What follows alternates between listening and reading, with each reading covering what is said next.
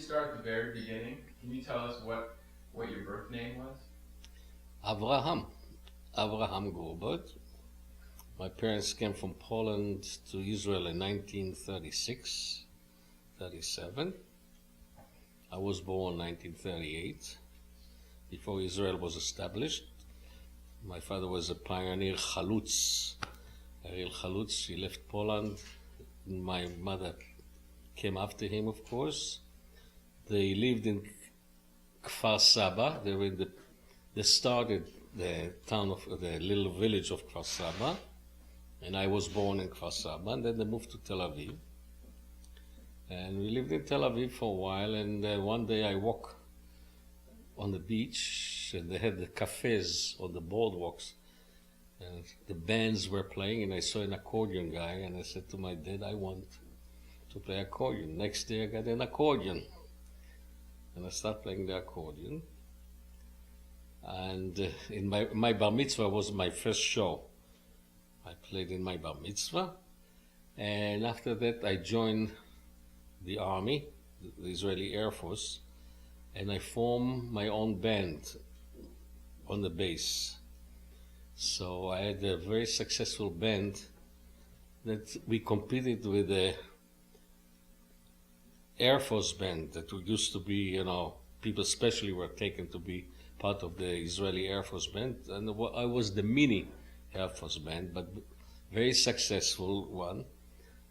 So when I left the army, after I continued to play. We played in all the weddings of the pilots. Every pilot that got married, we played in his wedding in those days. Then I joined a group that belonging to the Dan Egged group. It's a transportation for public relations. They have a show. They put a show together, and I was part of that show that we moved on a weekend with buses to different areas. My part was to be playing the accordion there, of course, for the group. But they put me, every time I used to come, we start the show, I was sitting with the audience, and they were looking, oh, let's start a group. You got to pick up, anybody play accordion here? And they used to pick somebody, said, no, I don't play accordion, till they came, of course, to me. They brought me on stage, and I started playing with one finger, and then I become part of the show. And we did it in army bases, we did it for different organizations, we perform all the time, and I did very well. So then I added my band to it, so we had a show and a band. It was much better. Then the Jewish agency looked for people to perform on a boat that brought students from Europe. I took a trip like that, so we brought students from Europe, gave them a little Yiddishkeit, as we said. And then I said to myself, it's time to see the world. And I went to Europe. From Southampton, I took a boat to New York. I came to New York and for a visit. And I met somebody in the street. He said, hey, Avram, they just opened on 93rd Street, Israeli cafe. It calls the Martef, the cellar. They need some music. You like to play? I said, I don't have an accordion. He said, I heard in my apartment somebody's playing accordion. Maybe we can rent out his accordion. So I said, okay. In those days, I lived in West Orange with my relatives. I didn't have a place to stay. So you can stay in my apartment. So we rented the accordion. I remember we paid him for the weekend $15, and I got $20. So I was ahead $5, and I got also hummus on Friday and Saturday, free. So I started like that. Then it was very nice. Israelis started coming to the place and opened another place called the Kassit, Cafe Kassit. Then another guy opened Cafe Tel Aviv on 72nd Street. That was across from the Sabra Cafe. Sabra was the nightclub the first Israeli nightclub in New York. In Cafe Tel Aviv, I was offered to work full time. Let's say I pay you $80 a week. I said, wow, it's great. I took the job and I went to school here, the RCA Institute, learned cameras and electronic. That gave me the visa to stay here, a student visa, because I came as a tourist. I stayed at that school and I played at night. Then another place opened called the Cafe Exodus on 69th Street and Broadway by a guy named Shmuel Fershko. Shmuel Fershko was an Israeli composer. He wrote the song, Hey Yajib, Eze Laila Misaviv. He wrote a lot of songs. It was very popular in Israel. He decided to come to America. And he had the radio shows in Israel, by the way, with the orchestra that he conducted. So I worked for him. And then I became more and more popular. Then a place called in the village was a place called the Finjan, Cafe Finjan. The owner became my friend. After work, we used to go, all the musicians and the entertainers would come to the Finjan, sit around the tables, and eat a little hummus, a falafel, and everybody took this guitar, his bazooki, his wood.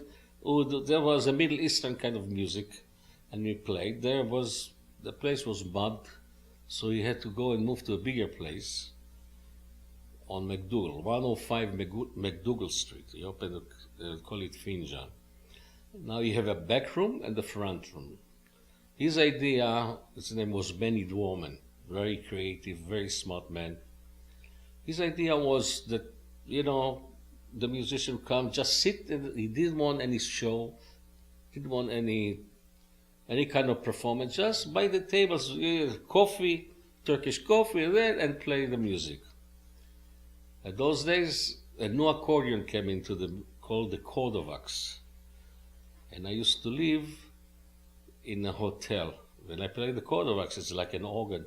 Everybody complained about the noise. So the Finjan, the Cafe Finjan, had the back room, which had flamenco dance singers playing flamenco. So I said to Manny, let me take this room once a week so I can practice at least and sing. No, we have flamenco. I said, please. Finally he agreed. He gave me one day a week. And once I was playing and singing, a guy walked with a guitar, a guy walked with a dumbek, and little by little, you start getting people there.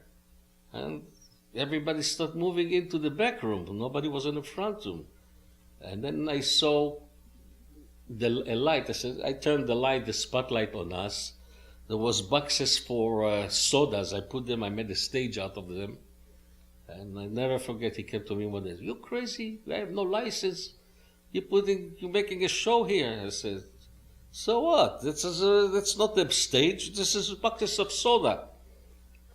Make it short, place become a biggest hit in a village. People stay online to come to the Finjan, around the block. And he had fights with his partners all the time, and they had the ego problem he had. And one day I had an argument with him, and I said, I'm going to open a place myself. Somebody came to me and said, there's a place on Sheridan Square, it's available. And I went to look into it, and from the window, looked very small. No, I said, downstairs is a big one. The name of the place was El Chico. El Chico was established in 1935, and at the time of the Prohibition, they used to serve liquor in teacups. In teacups, they used to have the water from the Hudson. They used to give them fresh water coming from the Hudson River. It was cleaner those days. The place was in business for 30 years, and Benito Coliada, that's the name of the guy that ran the club. He fell in love with somebody, and he ran left the place was on auction. So I saw a sign said somebody wants to sell the place. I made a phone call. They brought me over. The guy came over, said, "You want to buy the place?" I said, "Yes. Come with me." Took me to a place. Later on, I found it was Little Italy. Walked me into a store, walked me around the yard. I come, there's a guy sitting with a cigar. His foot is on the table. "Yes, kids." I was 20-something those days, 26, 27. I said, "What do you want?" I said, "You want to buy a club?" I said, "Yes." "You have money?" I said, "How much money?" He said, "How much money?" I said, "I don't have all this money. I have some." "How much you have?" I told him how much I have. "Okay. You give me this money and the rest you pay me in 5 years." Fine. And I bought the club. Later on, I found out he was the biggest mafioso of those days. Which I was so naive, I didn't know who I'm dealing with. So, what is his name? I'm trying to remember the name. And he owned the building, many buildings he owned. And I bought into the club. Now, you need to have a liquor license and a cabaret. Those days to have a cabaret license was very hard. You have to be clean like a whistle to get a cabaret license. And I found out that other people tried to get a cabaret license and they wouldn't give it to them because the inspectors, the ABC board, and the New York Liquor Authority, they all knew this is something not kosher here. They thought that I'm representing this group, so they investigated me. They went to my school to look at what I'm doing. They went to a hotel. I lived in a hotel to see what I'm doing. And little by little, they took me quite a long time, and I got my cabaret license and my liquor license. And the war started, the 6-day war. I opened it on the 1st of June. 5 days later, I go to my car and I hear Israeli airplane bombed the airport in Egypt. I said, "Oh my God," and I was in a reserve. I said, "Now I'm losing my business, all my money, and I got to go back home." My life it was 6-day war. So I didn't have to go back. But what happened, this was my luck in the other hand, because that united all the Israelis and all the Jews. And where they go coming, they all start coming to my place. I had lines of people outside. I didn't know. I need more room. I had no room to get. Everybody came to my club. One of the greatest PR stunts. One of the greatest pieces of club promotion in history. It's as if you organised a 6-day war yourself. Yeah, absolutely. I mean, was unfortunately the war was a lucky thing for me, and that was my biggest start. Yes. Can we go back to the beginning for a second? Yeah. We'll pick it back up because we want to hear specifically about the club and club life in New York. But going back to, was it Kfar Saba?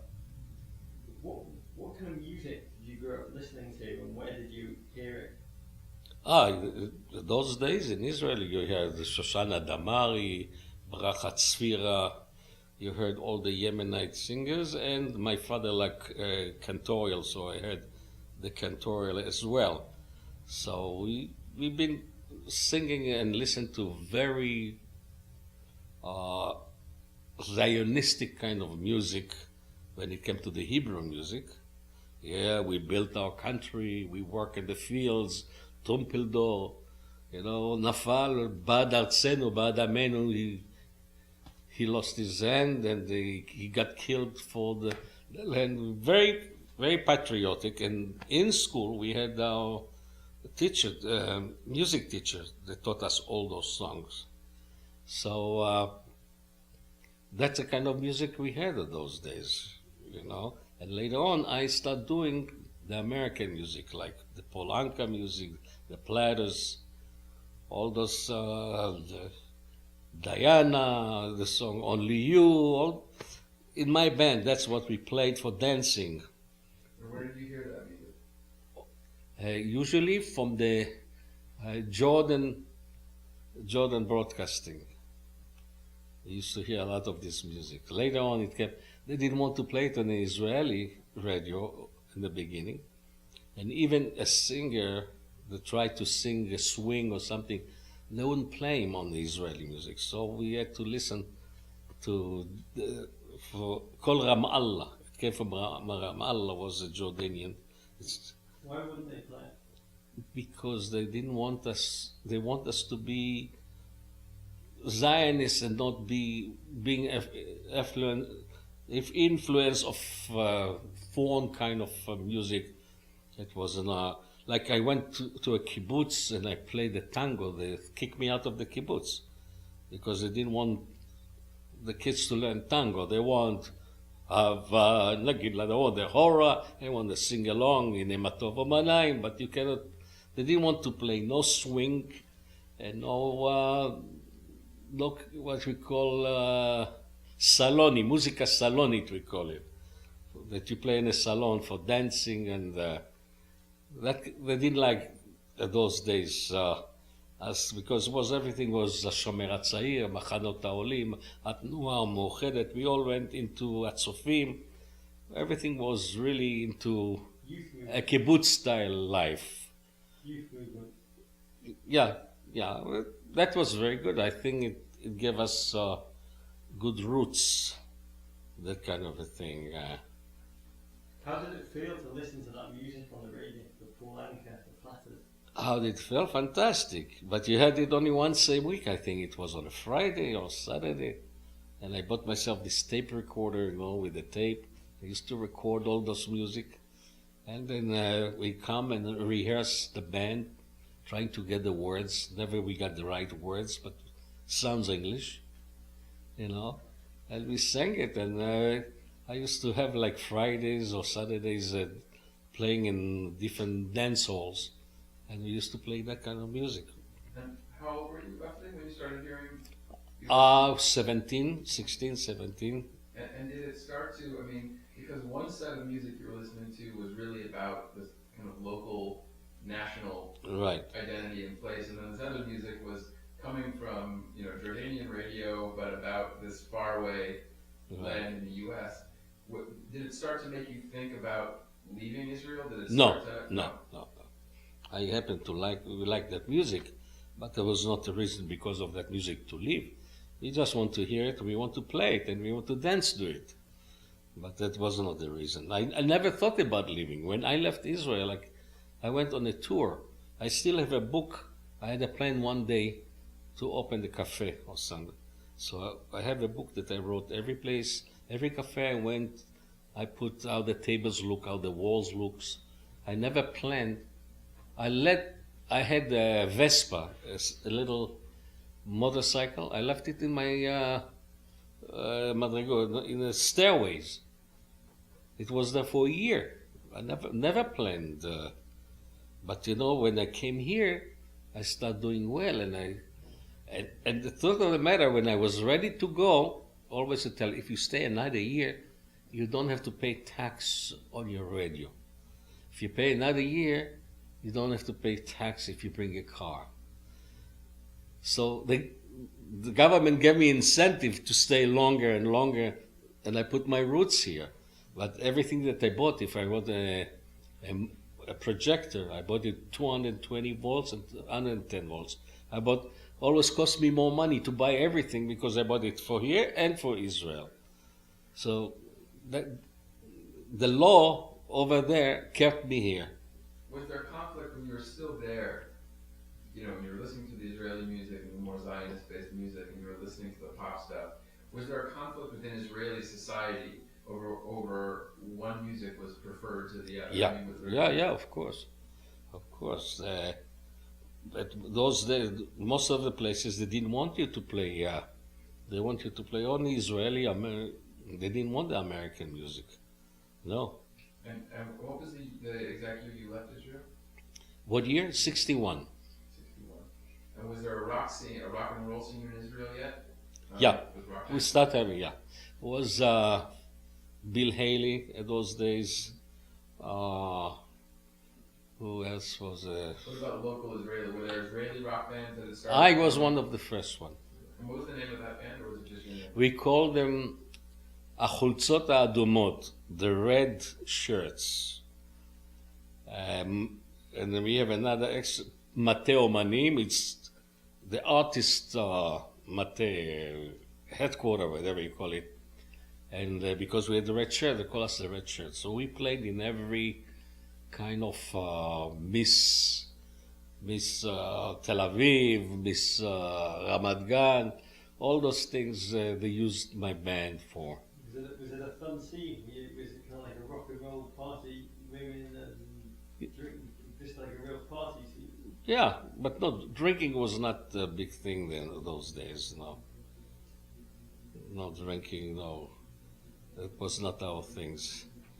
And the songs you were playing with these bands, were you were singing in Hebrew? You were singing No, in English, Italian, Spanish. They were cover versions or originals? We tried to imitate the original, you know, like we tried to do what Bill Haley is singing with the saxophone. You know, the saxophone player used to go on his knees, and me, I with accordion on the floor, try to do all those, to mimic those guys, and do all those things that we saw in the movies. And every time was a movie that was a scenery like that, we went to see it few times, because that was the highlight of our life. We loved that. Were there other bands that you remember? Huh? Were there other bands who were doing music like that there? Yes, but they did it more, I would say, we've been more a wild kind of a band, I would call it. That we did more movements. The other band played it, but very classical way. We did it like wild thing, you know, and that's why they liked us. So when you came to America on a trip, on a tour, how did it meet what did you expect, and how did it meet your expectations? I didn't expect that. I came here just to visit. I didn't come here with any intention for anything. Till I told you that somebody said they're looking for an accordion player. So I took a chance and I went to play there. What surprised you about it? What did you enjoy about New York City back then? I went to the jazz clubs. My thing was jazz clubs. You know, all the big names that I had. I went a lot to Harlem in those days, and I saw all these newcomers of those. You know, those days they were the newcomers, but later on they became the biggest stars of America. But I did. In Harlem, they used to have like a Radio City. They have movies and a show. And I used to go, I think every Monday it was, once a week it was. And I used to go there. People say, go to Harlem? Yeah. I went for the music. I didn't went for the fear that people tried to put in me. Who did you see? I forgot the names, but I know what his name I saw. He just recently died. He used to Brown. What is him? James Brown. James Brown. I saw there. I think I saw there. What's the name? Diana Ross. I think I saw that too. I saw later on. I saw those big names become very popular. And so did black music, jazz, R&B, funk, did this start to really kind of influence the way you thought about music at all, or was it just something that you liked? I liked. I was not talented for that. I wanted to play jazz. Matter of fact, I even used to hang about jazz clubs, but I did not have the talent to do it. I went to Juilliard. I took some courses in Juilliard, but I was not into that. What happened to me, I went the other way. I went to the Middle Eastern kind of music. I went into Armenian, Turkish, Greek, with all the 9/8 rhythms, the 7/8 rhythm, and I like that a lot. That was happened to me in the Finjan. We start using the oud into Yiddish music, into Jewish music. The oud was not used only in Turkish and Arabic. music. So we added that. We have the song As the Rebbe Singt. The wood playing, the introduction. Uh, and so I start liking that kind of music very much. In those clubs, I mean, in the Finjan and then later on in your own club, and a lot of the stuff that we've seen, kind of looking back on that time, was it specifically Israeli music or was it more Middle Eastern? Middle Eastern. And if it was Middle Eastern, was that ever an issue for you as an Israeli who had just come from a kind of Zionist context to then be part of a larger Middle Eastern musical mix? No, we didn't think politics at all when we played the music. Was no politics at all. Like, that's the first time I heard there's a problem between Turks and Armenian, because we have a Turkish oud player and Armenian. And that's the first time that I didn't know what happened in the First World War. Now we hear a lot about it, but those days, the first time I heard it, we had Armenian oud player, we had Turkish. As a matter of fact, I had a kanun player that he used to be King Farouk player. Muhammad El-Kad, his name. You will remember his name. Was the kanun player for King Farouk. He played at a club. What is have you seen a kanun? So that kind of music, and I really liked, and I like those people. I have very much in common with them. Culturally, I guess, also. I had more than I had with an American in those days. So the music, the Middle Eastern music really got to me, and I liked it a lot. Can you remember some of the bands when you made the soda pop stage at the Finjan? Who were the talent, who were the acts that played on the soda pop stage? Who played on that? Yeah. The names? Unfortunately, most of them are not alive. We had a guy named Chevron Levy, was a Yemenite guy. He played the dumbek. We had Chik Ganimian, oud player. George Magadichyan, oud player. We had Tasso Mavris, was the Greek guy on the guitar. And we have two Americans. One of them was Brendan. His second name was Brendan. You know Brendan? So why are you laughing? It was just very exotic and exciting. Huh? It was very exotic and exciting. The names, and suddenly I So you said got to Brendan. Yeah, they liked it. Jerry Sapir, and Ed Brandon. That was the name. They joined us as well. They used to do a little of American and Spanish, so we had all covered all the music around. And who came later on? And what's nice, in those days you have 8th Avenue with all the Greek clubs. All the musicians, when they finished working there about 3-4 o'clock, they all came down to the Finjan. And they all improvised there. Everybody guests went on stage. We played till 6 in the morning. I used to work from 9 in the evening till 6 in the morning, 5:30. Today I don't know how I've done it. And what was the sense of, not only at Finjan, but in general, I mean, at this time, Israeli music and Israeli folk music was circulating around the world, was becoming known within folk music circles in New York. What was your sense of how Americans thought of Israel? What did they think of it as a place based on the music they were listening to? Most of them didn't know much about it. The people didn't know much about it. After the 6-Day War, that was pre-6-Day War we're talking now.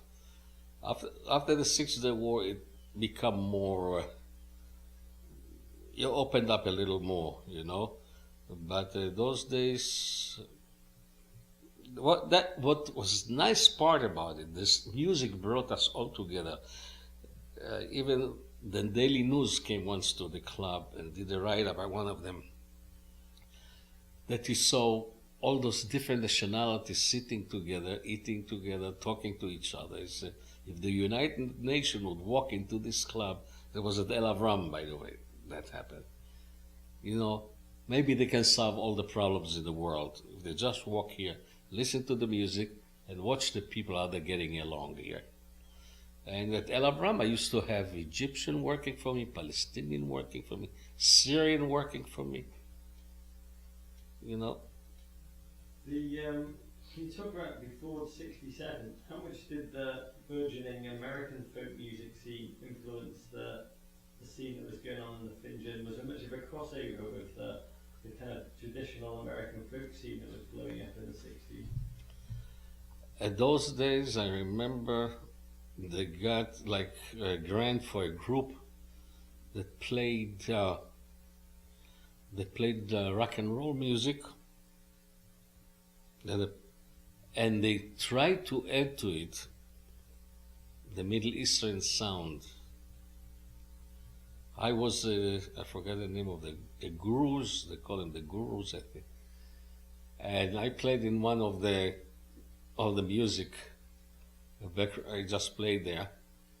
But what happened? The Beatles came, and they brought the sitar. If they wouldn't do that, the wood will take over, because it almost caught. But then they came with the sitar, and it diverted away to more Indian than Middle Eastern. But in terms of the musicians, did kind of traditional folk musicians come to the Finjan, or did the Finjan exist as a little bubble on its own? Like, did some of the musicians who were like the Joan Baez's and the Dylans who were playing that style of music, would they come to the Finjan, or did the Finjan just exist on its own? Well, Feliciano used to come there. Jose Feliciano did come there. Nina Simone used to come there.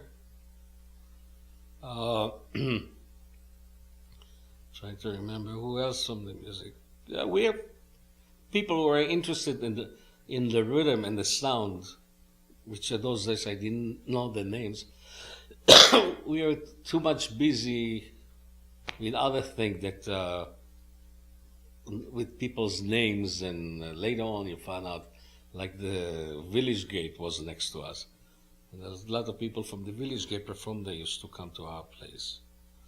And when I worked at the Finjan, I was approached by the Cafe Agogo owner. His name was Solomon. And he didn't do too well. The people that worked for me was George Carlin and the comedian that also passed away, I forget his name, is a black comedian, the guy who took cocaine and smoked. Richard Pryor. Richard, they worked at that club. Believe it or not, they've been my opening act. The Cafe Agogo. What street was Cafe Agogo? It was Bleecker. And that was before Alarm. Before 11. Was there a lot of drugs floating around? A what? Was there a lot of drugs floating around the Finjan? A what? Weed. Weed? Was there a lot of, drugs. In the Finjan, yeah. Yeah. They all of them, but me. Never inhaled. Never smoked. I can't get over it. Nobody believes this, but I was first of all, I don't smoke at all. That to start with. But they used to go always in the little room, all of them, and they smoke like crazy. Yes, they did. Everybody but me. How did you decide to name your club El Avram? Where did you get that name? As I say, the place was El Chico. El Chico, and the canopy, Chico, C-H-I-C-O, Avram, A-V-R-A-M. So it was so easy to change the name. I didn't have enough money to put the marquee, so I took the Chico and I put Avram, and the L I left. So El has meaning in Hebrew too. So become El Avram. It's an El Chico. And what does El mean in Hebrew? El two Avram. Let's go El Avram. And in Spanish is the Avram. So I don't want to say God Avram, Elohim. So I wouldn't say that. My idea was El Avram. Let's go to Avram. That what came El Avram from. So we want to come back to the nightclub circuit before we talk Okay. specifically about your club. Could you maybe just tell us a little? I mean, we think it's very interesting from the present perspective that there were multiple Israeli-themed nightclubs in Manhattan and also just in the New York area. What was the relationship between those clubs? Was it an actual kind of circuit of clubs? Did you guys all work together a little bit? I wouldn't call them a club. They've been cafes. Okay. Most of them been cafes. Club was only, as I said, the Sabra Cafe. Sabra, they called it cafe, but it was Sabra nightclub. Then was the Tel Aviv. There was a cafe that became a nightclub. We opened another place. Then I came and it became a nightclub. Finjan, by the way, was never a nightclub. It was a cafe Finjan. They never had what you call a cabaret license. As I said, cabaret license was very hard to get in those days. You have so many things. You have to have you're not allowed so many people in the place, and so much room and so much exits you need. It was very hard to get the cabaret. So most of them was just a cafe. And was a restriction also on music. You cannot have more than 3 musicians, I think. No microphones, just music. Was very respected in New York those days. And it became worse when there was a big fire in the not Blue Note, was a place on the east side that caught fire, and the restriction was much harder later on because of that. But And would you say that the cafes served as a kind of home for absolutely, various exile it was communities from fantastic. Israel? Everybody wants to meet everybody. Was no internet. Was the cafe. Everybody went to the cafes to meet. But specifically Israelis, was it a really important site for Israelis? Not necessarily Israeli. A lot of in the Israeli cafes, you had a lot of Jewish and Israelis and other people with curiosity. And I used to have calls, for example, to my club for many mothers. Please help me.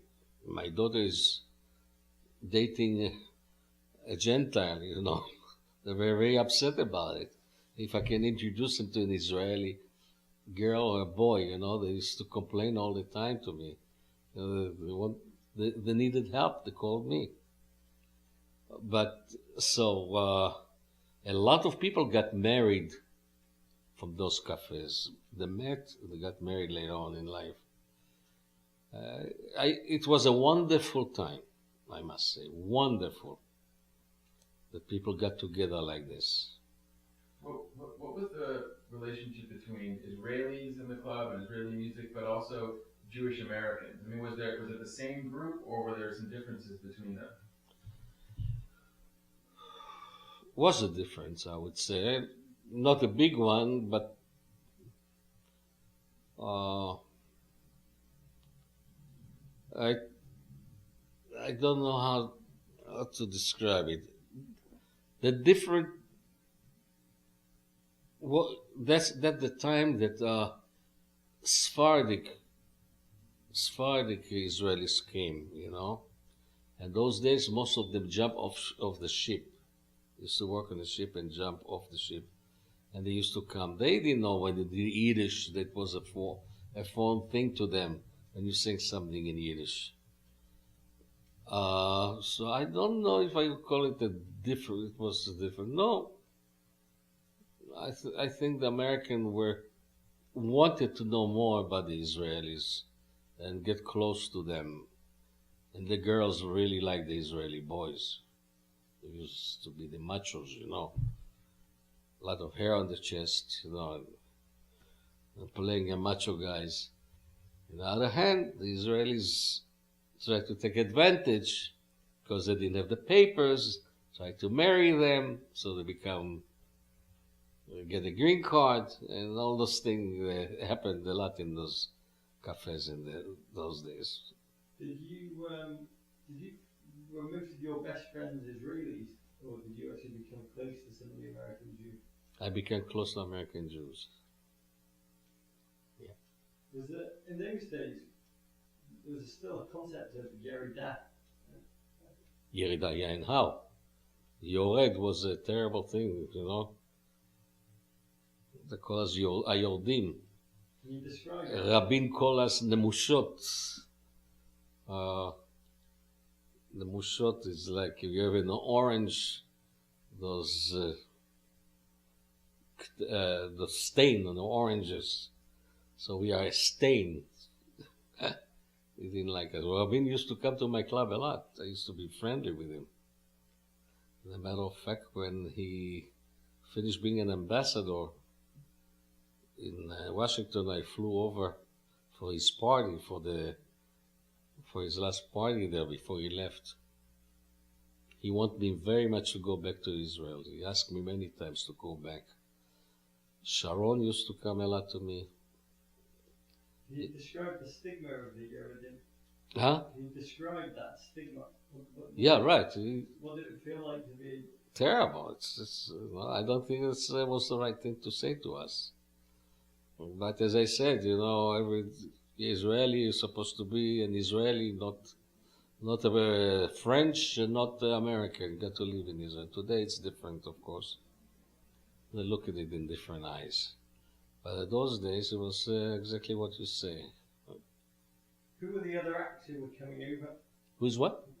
Who were the other Israeli musical acts who were coming over? I think you once told me that anybody with a guitar who could kind of sing was coming over. Yeah, we have a few of them came here. Of course, Ran Eliran came, Ran and Naama, then we had Yoel Shar on the piano, then we had Chedva and David, Chedva and David. I just met Chedva in Israel, by the way. Then we had Yoel Dan Trio. Then we had Shoshana Damari, of course, and they had Carmon dancers. Carmon, and later on I brought Arisan. We had Arisan. What about Hannah Haruni? Hannah Haroni we had, yeah. Was she successful then? She was very successful at the time, yeah. She worked not in Israeli clubs. She wouldn't want to work in American or Chateau Madrid. It was a place called Chateau Madrid. So she worked there. She wouldn't work in Israeli club. Even Ron at the time didn't want to work at it. I'm the one who convinced him to work in the Israeli club. They all wanted to come here and appeal to the American. You see, in Israel, they can be in Israelis. They came to America to become world famous to everybody, not to one group of people. That was the dream of everybody. We had, for example, Arik Lavi. I don't know if you heard this guy. Arik Lavi, he passed away already. He was a singer, an actor, a very good guy. He was on Broadway. He was an Irma Ladus. He performed here in different places, Arik Lavi. He also wanted to break into, like Theodore Bikel they wanted to be. Theodore Bikel, you want to be. Every Israeli who came here wanted. They've been right, because when I look at myself even today, I was doing the El Avram. I put myself in the frame, one small frame, that when those people, the Israeli came, they went to the frame.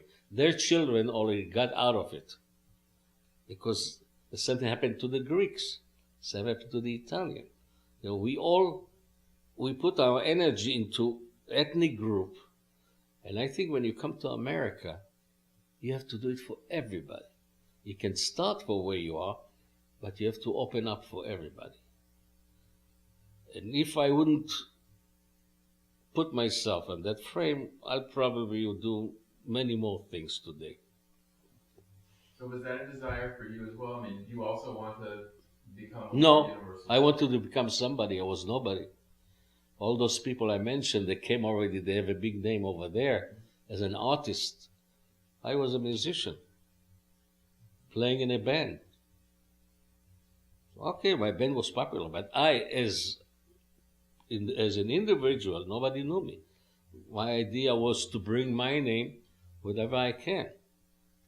And so the club Avram became your platform. It became Right. what you Yes. became known for. Exactly. So could you walk us through just like a typical night at El Avram? What would it be like for those of us who never got the pleasure of being able to be there? What was it like? It was the most exciting thing. Anybody you'll talk to, the been to El Avram, you'll say, oh, that was that thing. And why? Because, first of all, the frame was you're coming in, you eat. Food was not the most important part. But you have music, you could dance a little. Then always I have a feature attraction, sang, I had a belly dancer, dance. But then artists came in. You never know what will happen tonight. And that was the exciting part of my work then. I never knew who's going to come that night, who is going to perform, what kind of an excitement we'll have. And every night was an excitement because somebody came by, Jackie Mason, Dangerfield, David Brenner, Gabe Kaplan, unbelievable. Just fell into the place. And from the Israel also, Agashash Achiver, if you know, or all the names, they just, you never knew who's coming. Because everybody that came to New York know they have to stop at El Avram. Is there one or two of those stories that you think for you were like the greatest nights in the club's history? Again? What were some of the greatest nights in the club's history? The greatest performances? The greatest night for me was when the Fiddler on the Roof opened up, the movie. And they all been to the Americana Hotel. It was at the time on 6th Avenue. And it was a big reception. It was I think a Thursday or Wednesday was during the week. And I going to close the club because I didn't have enough people. And I get a phone call. So Avram, we are now in Americana here for the opening. It's boring. We want to come to your place. So who are we? I say we have a few generals here from that. I took to my musicians and said, listen, I like you to stay. We got to continue. We have very important people coming. And then I had all these lemons. All the generals, if the airborne to attack us that day, there will be nobody to fight them. Everybody was in New York for that thing. They all came to my club. That's where I met first time Yitzhak Rabin, by the way. And generals that I didn't know they are generals. Later on I found out. And all the army, all the air force, all the diplomats, everybody. And we've been there till 5:30 in the morning. It was the most exciting day of my life. Just singing and dancing. And I put a bottle of whiskey on each table, It was fantastic. It was such an exciting day. That was one of the evenings. I had a lot of those things. But this was a thing I cannot forget. And how did it come about that Louis Armstrong ended up in the club? Okay, I used to have a trumpet player. His name is Yaakov Uriel. Young kid, play fantastic trumpet. And somebody told Armstrong that there's a kid in the village that plays very well trumpet. So he said he wants to see him. I found out that he's coming, of course. And he came by to listen to him. And then everybody jumped on him. The New York Post came, don't ask. It was amazing. Did he end up playing? He played on stage as He well? didn't play. He talked. He came to the guy, he listened to him, he said, "You're playing game, but you wouldn't play." No. So when did you, as a musician, first record? What was your first recording? I wanted so much to record. So my first thing, I did it on my own. I was station FDU, Fordham University, a radio station. And the engineer, he was very impressed. He saw me working one of the cafes, and he said, come to my Fordham University there, and we'll record." So I went there, I did my own record. He recorded me, all by myself. So that was the first time. Second time, I was musical counselor at Young Judea, Camp Judea in North Carolina. And I put choirs of the kids together, singing in Hebrew. So they recorded Camp Judea Sing. We have this recording. I don't know if you saw them. That was the second one. And then later on, Monitor Record. They used to come to the club. They asked me if I want to. Then we had this recording, and it was doing very well. Before that, the Finjan record. We did the Finjan, a live recording in the Finjan. Also, Cafe Finjan it called. Then my club. I did 2 recordings in my club. And then the third one before I closed the club. And can you tell us what came first? The record you did a record for Alan Jacobs and Tikva Records. Right, Tikva. Oh, I forgot about this one. Was that early on? That was early, yeah. Then that was with you on the cover. Right, Tikva record, right. I forgot about this one. That was 1967, I think, 68, something like that. Right, just after you'd opened. After I opened, yeah. What was it like working with Alan Jacobs and Tikva? He was very stingy guy. Didn't have a budget, never had budgets. But he was a nice guy, you know. I forgot, I skipped a part that I was a lot on WEVD. Was a guy, Michael Levitsky's name. He used to have a show there in Yiddish, talking Yiddish. And he found me somewhere. And he used me for a year to come and sing on the show for free, of course.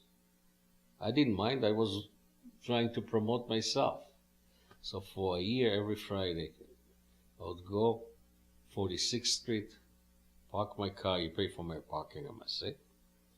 Bring all my instrument and sing for him. For 1 year, I've done it. Later on, the manager of WVD liked me and he said, "You know, I have opening spots now coming in the summer. Do you want to do a show?" I said, "Yeah."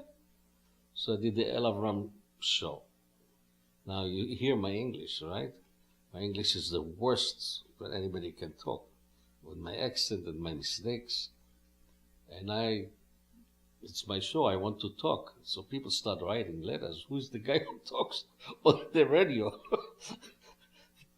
Half of my sentences they didn't understand, and so they gave me an announcer, Zvi Skula. What Zvi Skula? He was the rabbi in Fiddler on the Roof. He played later on. Check about Zvi Skula. Very interesting man. So he was my announcer, and I was very disturbed. Why they give this my show? Why I need an announcer? And what kind of music did you play? I brought all my friends, the musicians. So we did Greek and we did Turkish and Israeli and Russian and Yiddish. We did everything. It was Avram International show, they call it. Any time of the year, it's a very funky album. You like that one? The sound is. Yeah, it was excellent. What influenced excellent musicians there. What influenced you sound-wise on that album? It's very What influenced me? We played that music at Avram. And the musician that, every night you play, you perfecting it. So we went to the studio and we did exactly what we used to do there. in a studio. You were a cool-looking man on the album cover. I was cool, yeah. Tell it to my wife that I was cool. What were you wearing? I was the overall. I had an overall, This thing, I was skinny and good looking, a lot of hair, Who were the women? Huh? Who were the women on the album cover? One of them a girlfriend, and the other one Playboy girls that was friend of my girlfriend. Where was it? Playboy bunnies. Where was it shot? Central Park. Can you tell us about the curious recording of the Jewish cowboy, the Passover cowboy? Okay. I was doing a vaudeville show in Florida, in Miami. They used to have Yiddish movie and a show of music, like a Radio City, but for the elderly people. And somebody saw me there, and he was an advertising person from New York, and he said to me, if I come to New York, to give him a call. I gave him a call. He said, listen, I'm doing a Manischewitz commercial. You mind to come to the studio and record for me a few things? So, okay. And that was legitimate. They paid me. Like, I had to become a member of something, I don't forget the name of one of the unions, special union, not 802. 802 I was, but somebody else. I brought some guys with me, and we sat there. He gave us 2-3 hours. Just sing whatever you want. And then they edited that stuff. They got this Howard Stern from Texas, Florida, from Texas, as the cowboy. And they had, a year later, they did a TV commercial with the same thing. And it was so successful, they put ads in the paper, the New York Times, that people will get it for free, this recording. And they gave it away. So 100,000 of them asked for it. And that's the way I got involved with it. And around what year was that? That has to be in 69, 68, 69. When you were being marketed on some of the first records, like the Tikva record, for example, the biography on the back of the record would always mention that you were a former paratrooper. Okay. And I'm just curious, for you, was that something that was a big part of your biography that was important for you to... No. In those days, they want to show on public relations, they want, it was very impressive that you, I was not an officer, I was not even a sergeant, but I did jump. But I wanted my band to be the first jumping band in Israel. The way I convinced them, they said, listen, you got now in the Sinai Desert, you have people, you want some music for the people. So we'll jump. My band will jump and entertain them. And somehow I convinced them, and my orchestra went to a parachutist training, and we did it. The funny part that when the Yom Kippur War came, they gave me a pilot with a Piper plane to go and perform in different places. And we went through all the Sinai. We performed for 3 people, 4 people, 5. They were sitting with the Hawk missiles all by themselves, and I just sang for them. Ron was with me. And another guy, David Kivushe. 3 of us. We went from one spot to the other, entertained lonely trips up in the desert. It's amazing. Sometimes 15 people, sometimes 3 people or 4. But for them, it was like, they are in nowhere. What happened to the Jewish cowboy? He became a doctor or something? He did? Yeah, I don't know. What did it feel like after being a musician and then a club performer, to have a disc of your own? Does that feel something? To be what? To be a recording artist, does that feel? Fantastic. That was a dream come true. I always wanted that, but I didn't know I can achieve it. Don't forget, when I came here, I was hardly a singer. I was a fake singer. Because I was a bad accordion player, I had to sing the notes I couldn't play. Did it become a distraction from your club promoting to suddenly become a recording artist and have to try and focus? It was not, no, it wasn't a distraction. It did help the club. I remember one day I got a girl coming from Sweden with a record in the hand. And she looked for a job as a waitress. I said, where you got the record? She said, in Sweden. I said, what? Yeah, I bought it in Sweden. I know this is in a village, it's a cafe. So I thought maybe you need a waitress. Of course I hired her. It was amazing. How did the record sell? Manito sold it around the world, you know. How they sell? Enough for them to make money, enough for them not to give me any royalties. That's the way it sold. I know one of the people who played a few times at El Avram, who remembers it quite fondly, is a young man by the name of Johnny Yoon. Tell us about Johnny Yoon. When I worked at the Cafe Exodus, which I mentioned before, I remember the day like today. There's a guy coming, a Italian guy, sitting there with a Korean guy, and he said to Mr. Fresco, you know, I have here a singer. So Fresco used to like that thing that somebody from the audience sings. We all like that kind of idea. He brought him in and he sings an Italian song. So Fresco liked that. He said, I want to talk to you. And he hired the guy. Then he asked me to teach him Hebrew songs. So I taught Johnny Hebrew songs, you know, Erev Shoshanim, something in Yiddish. And we become very good friends. When I opened the El Avram nightclub, he came to work for me. When I opened in Florida a place, I took him there as well. And with time, he learned more and more Hebrew and more Yiddish songs. And he started getting a little sense of humor. He started telling jokes between the songs, you know. But the way he talks, it was like a robot, you know. I never thought it was funny, but it was interesting, you know. And he was very smart.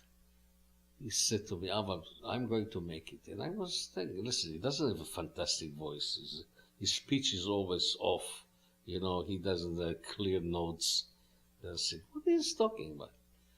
He was an excellent cook. And he went to play golf. He learned to play golf, and he hung around all those executives from television. Then he used to bring them to his house and cook for them Korean food. He used to be a very excellent cook. He bought all the nicest, hardly made any money, but the nicest suits. He always worked with suits.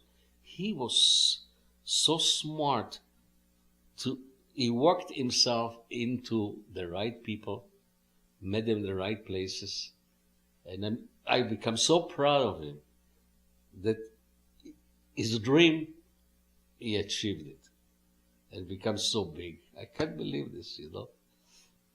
I love to see success like that, you know.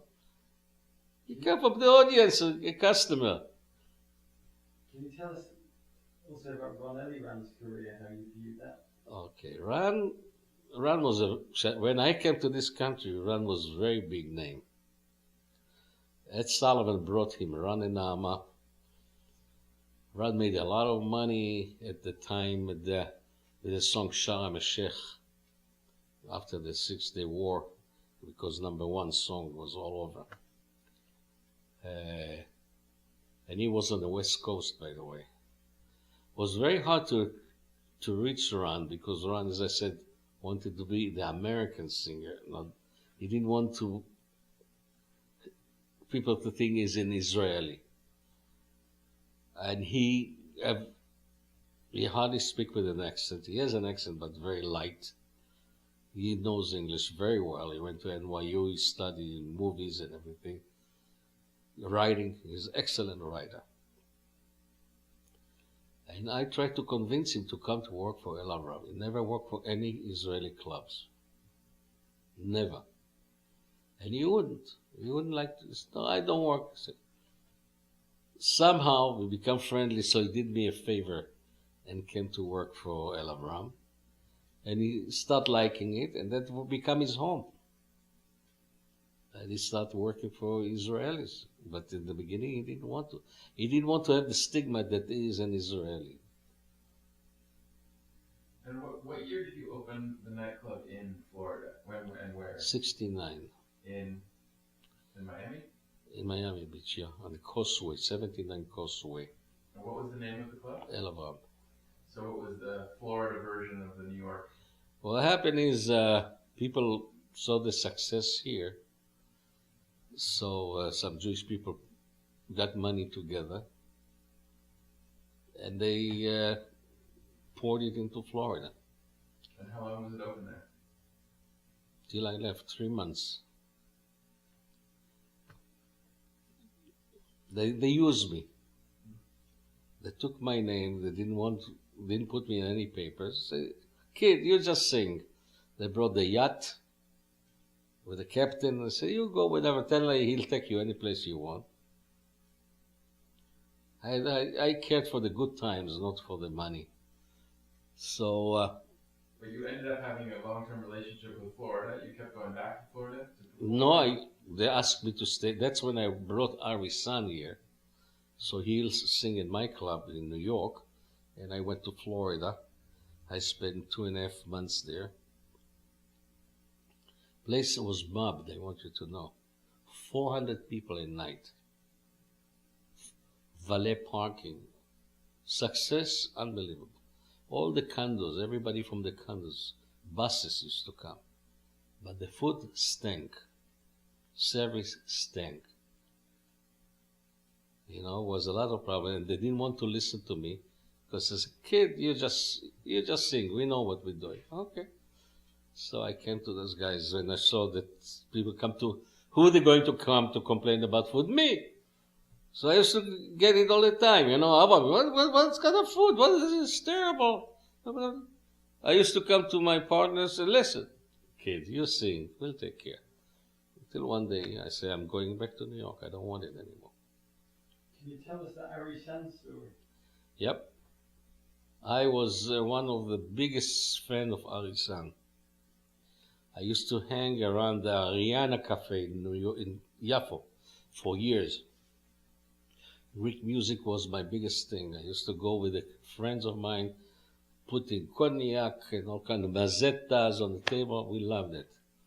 And his music I played and I sang before I knew him. Then I decided let me bring him to the United States. People said, no, he's very expensive. I said, listen, expensive, maybe I can work something. So I went one trip, I talked to him, nah, impossible. Went second trip, maybe.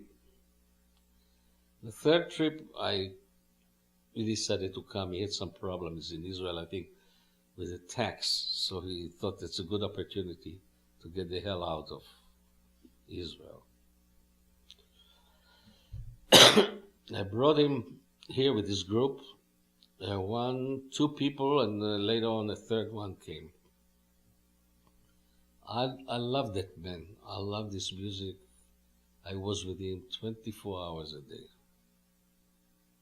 When they finished to work, I used to take all of them to different clubs, different cafes in New York. Every night we go out.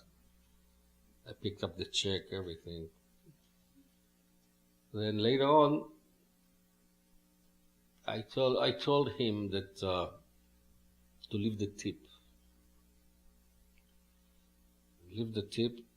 One day his musician came to me and said, Avram, please don't take us out. I said, why? He's deducting the tips from our salaries. I said, what? I paid them those days was a lot of money, $750 a week. He paid them each $50, and he takes money away. I said, really? Now, he didn't speak English. I was his translator, me translator. I spoke for him. So all his thought and all the thing that went through him went through me. And I had people staying online, ask for autographs. And the other side, I said, who is this whore? Who is this? I said, what do you mean a whore? She's my customer. And I saw how he think low about people. He think that people come to him to say hello, it means they're no good, because he want snubbing. And that bothered me a lot, that he thinks so about people.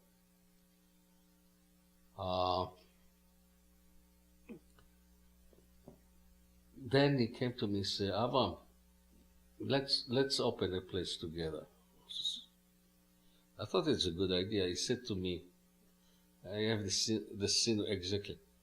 No, I did a job on the Israelis, we'll do a job on the Jews here. I said, what do you mean you did a job on the Israelis? The Israelis made you. How do you talk like that? Why are you putting them down? They're people who made you what you are. And then I had one day a call from the musician, Avram, help us, what happened? Aris is sitting there all smoking marijuana, and he tells, beat him up, everybody. So I had a manager, his name was Frank, big guy. Put him in a cab. I said, go to the hotel. It was on the 70th.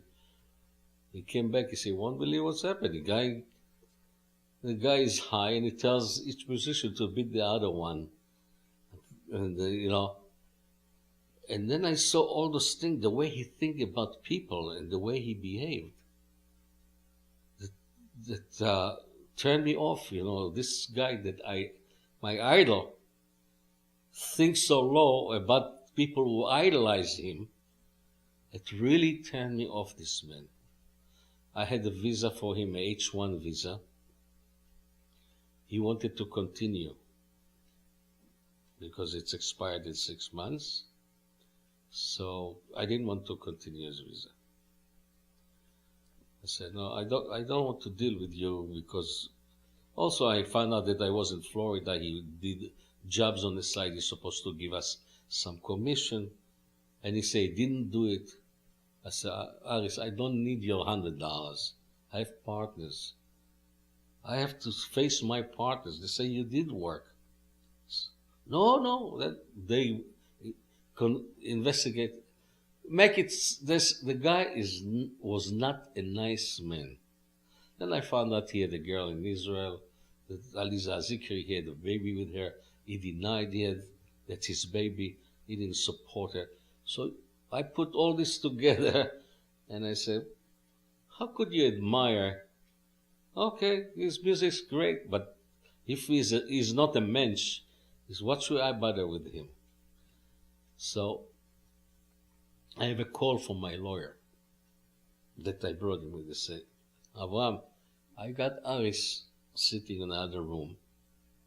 Should I deport him or should I keep him here? He wants to stay. So I thought a few minutes. I said, if I say deport him, people will come to me and say, that's not the way to behave. So I said to him, you know what? He is a very wealthy man. Take as much money as you can from him and keep him in this country. And so it was. Later on, when he opened the club, he sent people to beat me up. He said, people to be... And my prediction about this man, that eventually he was arrested. The shekels, he was taking out with shekels, I hear, from his club.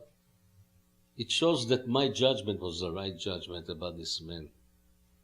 And I cannot understand why people in Israel today making such a big thing about him. His manager is my best friend, Eli Dishi. Eli came to me and said, Avram, you mind if I handle him? I said, take him. It's yours. What happened to him in the end? He died in Hungary, and people say he's alive. The mob is after him, and he makes himself die. That he was died. People don't believe, but the manager told me he died. He saw him dead. So, can you tell us the Cuba story? huh? Can you tell us the Cuba story? Okay. When I went to open the club in Florida, I was flying Eastern Airline in Jacksonville. When I've been at Jacksonville, the captain says, "Ladies and gentlemen, I have in the cockpit a gentleman with 2 hand grenades and 1 machine gun, and he wants us to go to Havana, Cuba. Drinks on the house." All the old ladies start drinking like crazy. I wasn't worried, but I had money on me because for the club I brought some money, so I put them all in my shoes. I didn't know if they're going to take the money away. When we landed in Cuba, we sat in the car with the airplane for a few hours, no air condition, nothing. Finally, they got us out. And then they found out I'm from Israel, the soldiers. Those days, Cuba and Israel, it was socialism, kibbutz. They came to ask me questions about the kibbutz, what happened. You know, they're so happy about this. Then they put us on the buses. They took us to Varadero Beach, which is a resort, and put us in a nightclub, 3,000 people nightclub. Nobody there but Eastern Airline passenger, 160 or 70 of us. Big orchestra, dancers, sings. I love that. Well, they start playing for us Cuban music and then dancer. So I was fantastic. I love this life here. And gave us cigars and food. So I thought, wow, it's a great idea. Maybe I can perform. And it's be a good public relation for El Avram that I sang in Cuba. So I took the weight. I said, you have an accordion here? Accordion? They look all over for accordion. Couldn't find an accordion. So after a few hours there, food, dancing, and cigars, small airplane, because we came to a small airport. They had to send 2 small airplanes to bring us back to New York. And then we came, the FBI started asking questions. And I found out, lucky I didn't perform. I didn't sing in Cuba, otherwise I'll be arrested for participating with they have some kind of, with the enemy, something like that. No? Somebody told you, lucky you didn't know that. But it was a highlight of my life. I mean, I was the first Israeli ever to be hijacked. Then later on, a lot of them got hijacked. Can you tell us the story about the 5 Russians? 5 Ruskies. In 1973, the door opened for Russian Jews to come to Israel.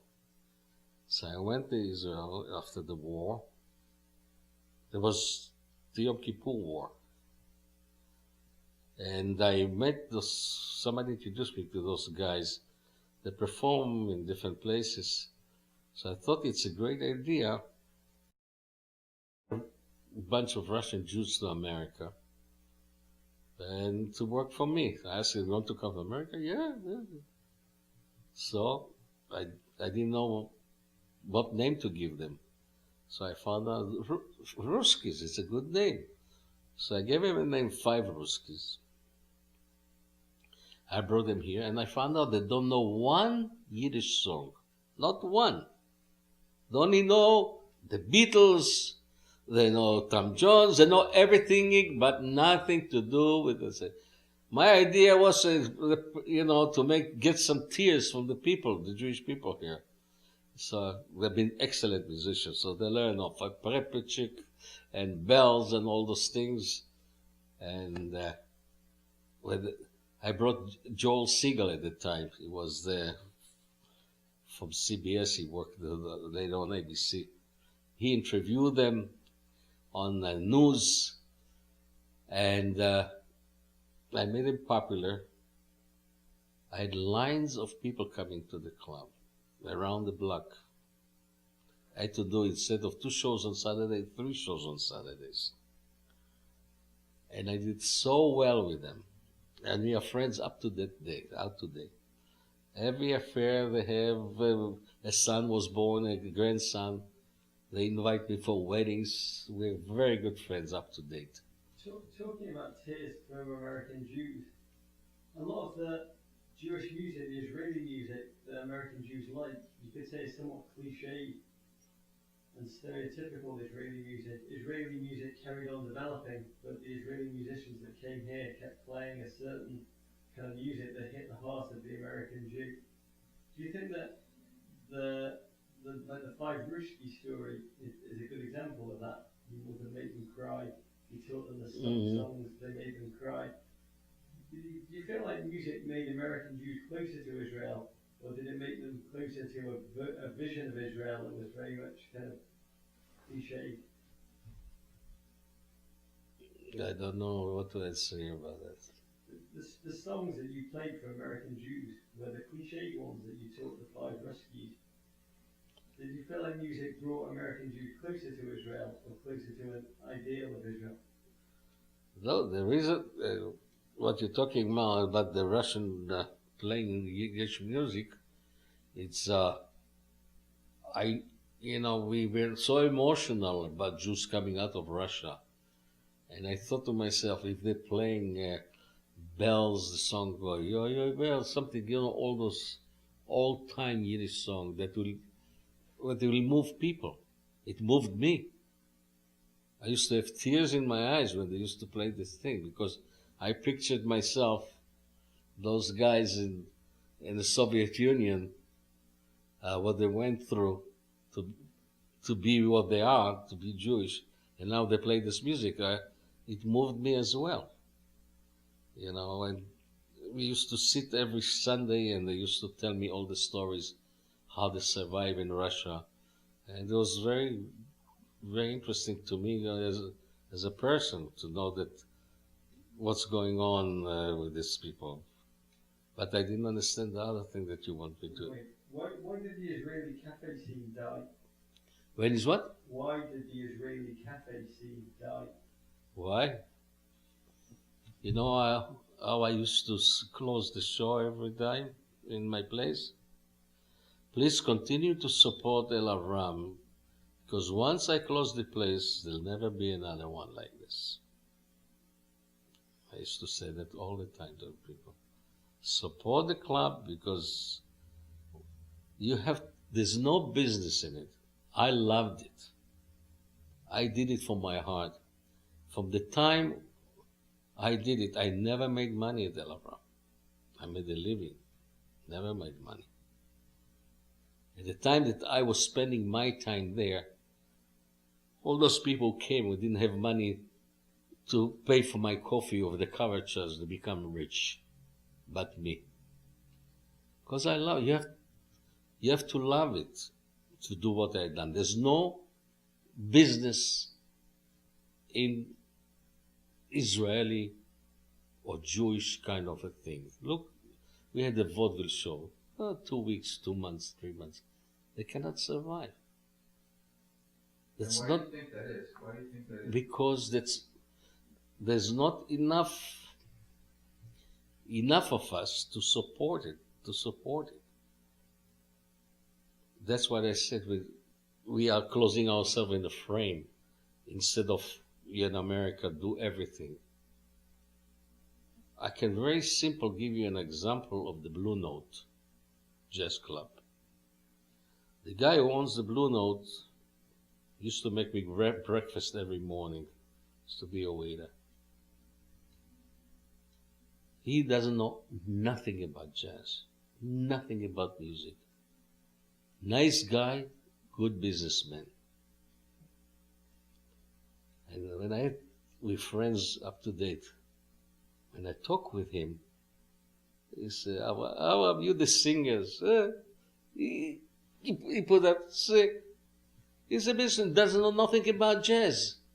And he started learning. He said, okay, this guy is good. I'll pay him as much. You bring me people, I'll do that. He bring me people. In the beginning, he wanted to do also an Israeli place. And he was. He had a restaurant called the Maccabim. And he had a kosher play. Yes, very interesting man, by the way, to interview.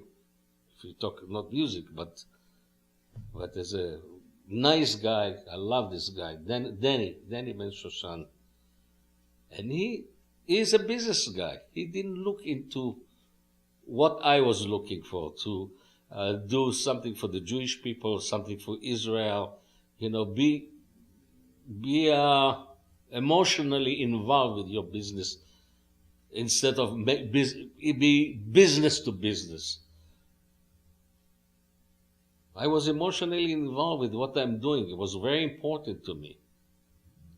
And I loved it. And I did it not for the money, but I did it because I loved it. And it helped me to bring my name up as well. You understand? But business-wise, no. That's why there's no room for it. And is that also why you recreated part of it in your current home? No. No? No. I did it for myself. The first, I thought that all those things that I brought here, they have some kind of memorable stuff, like the Smithsonian stuff. I thought they're very important because they come from El Chico to El Avram. We're talking about from 1935 to today. That's many years. And I don't know if you saw the movie The Apartment with Jack Lemmon that said, let's go to El Chico. Yeah, there's a part that says to the girl, let's go to El Chico. El Chico was a very popular place. Unfortunately, nobody ever brought it up, to what it was. It was a big part of New York at the time of clubs, and as well as El Avram later on. What did El Avram become? Gay club. I was approached by the gay community. Here's another example, by the way. They approached me. They wanted to buy the place. Danny Ben Shoshan said, don't sell it to them. We'll do it. I said, Danny, you crazy? I'm going to open a gay club? What do you care?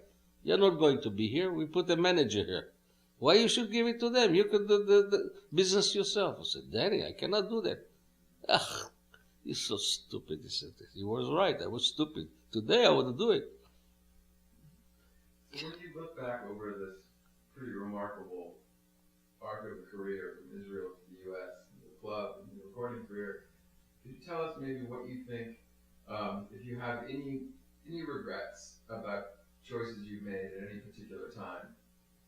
And then also, what do you think of all of that history is your greatest legacy, the greatest thing that you've accomplished, that you're most proud of? Regrets? None whatsoever. Because I sold it. I didn't go out of business. I could stay if I wanted. I thought to myself, 18 years I've been in it. Another 12 years of my life I did other stuff in the same business. I am married now, have 2 kids. Let me concentrate on the family life and enjoy a family. I was always by myself. I have no brothers, no sisters.